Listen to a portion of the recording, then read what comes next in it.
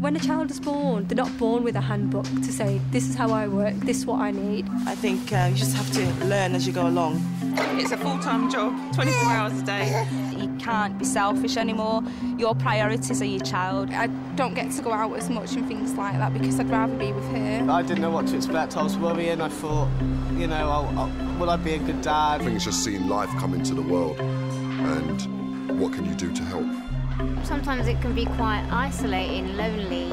I used to have a very hectic social life, so it's changed my social life. One of the main things is helped me to be patient. Being a parent is really good. Lots of joy, but just sometimes stressful. It's the most amazing feeling in the world being a dad.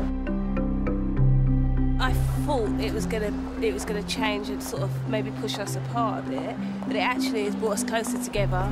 And he has really surprised me, and he helps so much. Your normal attention would be on your partner, whereas that kind of stops and it all goes on to the child. So the other person has to deal with that as well. So that can put quite a divide between you both. We forgot about being a couple for quite a while. We have less time than before, but the time which we spend together is quality time because it's more of as a family. I think for a lot of young guys, I think it's hard for them in a way because the attention's not on them now, the attention's on somebody else. And now I think that can put a strain on relationships. Going out just the two of us sort of doesn't happen as often maybe as we both would like. Finding a babysitter is hard and expensive. The love's gone stronger anyway between us. We're still together. It does put a lot of pressure on two people. It's brought me and Tracy closer together more than anything, so... I challenge any couple to get on like a house on fire, have a perfect relationship on a few hours sleep. It's just not possible. I feel it's quite really important to make sure you have time for yourself. Definitely. If I'm not tired, I'll just stay up and read a magazine or something. I'll watch the telly for an hour. Exercise class, something that gets me out of the house. Dance class, something like that. That's what I want to try and do. If I wanted to go out for the evening and if I haven't got a babysitter and stuff, you know, like that's what I find hard. If we're not going out together, we'll take turns in going out to the cinema with a friend or something, you know, and find time to ourselves that way. I think any group that you can get involved with where there are other young mothers is just really important for your sanity. Yeah. When I started going to the baby clinic, when he was quite small, I used to go quite regular, and that's how I met other mums. You know, groups like this, play groups, which is brilliant. You know, it's £1 a day or £1 per family. You know, we go here whenever we don't do anything else, really. So sometimes it's once a week, sometimes it could be 5 times a week, you know. Anything not to stay at home, really. I try and take her to, like, you know, day centres and day creche and things like that so she can interact with other kids and other babies. There's some great Sure Start centres around, and we're very lucky that there's a couple near us, and those groups have been invaluable into meeting other mums and sharing advice and how you're feeling. It's been really good.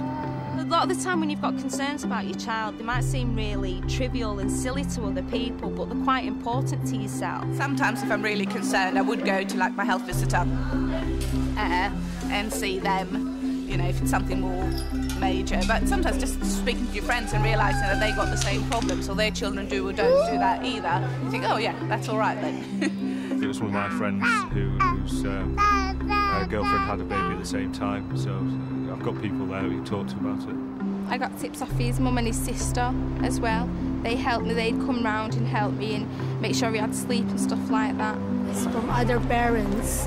It's very good advice from other parents too. It's good to chat to mums because they give me help because they've been mums longer than me, some of them have. I know my health visitor's always at the end of the phone. She's very supportive. All children love going out. I take her swimming a lot.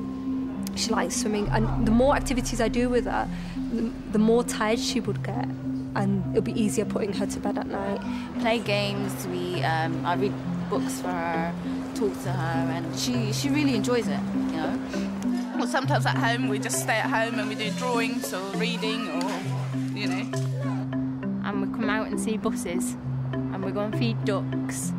And And anything that we can think of, really. Peekaboo, oh, she loves it. I've just been doing it all the way down the street there, and she really loves it. We take her up the park, we take her down the river, we take her everywhere as much as we can. Yeah. So she likes the library, and yeah, you like the library. You produce a happy baby. A happy baby's going to make your life a lot easier, as well as, you know, make his life a lot more comfortable and easier as well. So I'm like a child as well, playing with them. They really like it because once they see you, like you're playing and enjoying as well at the same time as them, they love it. You can be a lawyer, judge, doctor, but best job is being a mum. It's the most rewarding thing I've ever done in my whole life. I can say that 100%. It's hard work. It is really, really hard work, but once you've got a product like this, then it's, you know, it's all worthwhile. They just change every day. They do something new, and I just love it. Watching her like discover new things for the first time, it's really fun and interesting. It's all-encompassing. It takes up so much time, and it's the most rewarding thing you'll ever do.